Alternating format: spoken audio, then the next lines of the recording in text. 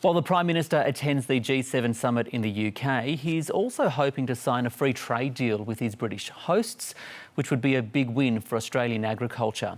But it's not guaranteed pen will be put to paper next week because of increasing opposition from Britain's farmers, who fear the agreement and those to follow could harm their traditional way of life. Across the rolling green hills of Surrey, it's farmers who take care of the land. The Keane family has raised livestock here since the 1950s. Richard is the latest custodian. It's in my blood, I'm afraid, you know. I live to farm. I don't farm to live. He's confident in the quality of British lamb and beef and thinks consumers will always prefer local product, but is wary about an influx of Australian meat in the UK market. We don't have big herds like you have, and we don't have the big feedlots that you have. If the product comes in and it's taken up and it displaces our product, well, obviously it's a disastrous effect, you know, because we're going to be pushed out the market. Agriculture is the final sticking point in the proposed free trade deal, which would eventually see zero tariffs on imports.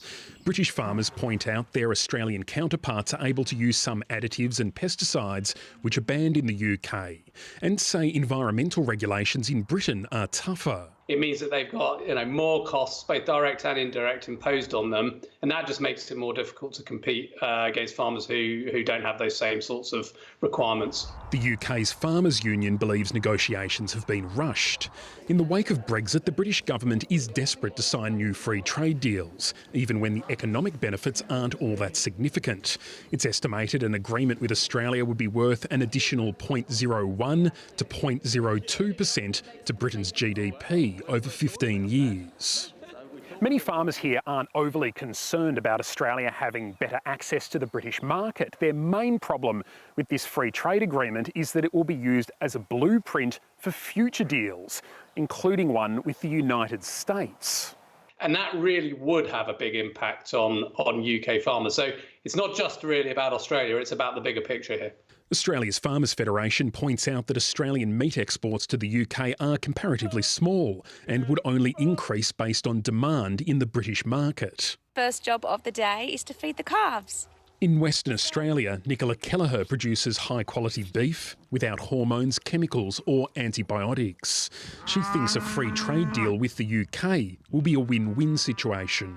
Any imported beef from Australia to the UK that is premium quality would actually help to underpin the price of premium beef in the UK. The deal will almost certainly be done, even if there isn't a signing ceremony next week. And Britain's farmers will be hoping their politicians keep their promises. We've been reassured that none of our standards will be compromised and we won't be used as a sacrificial lamb, but remains to be seen, doesn't it?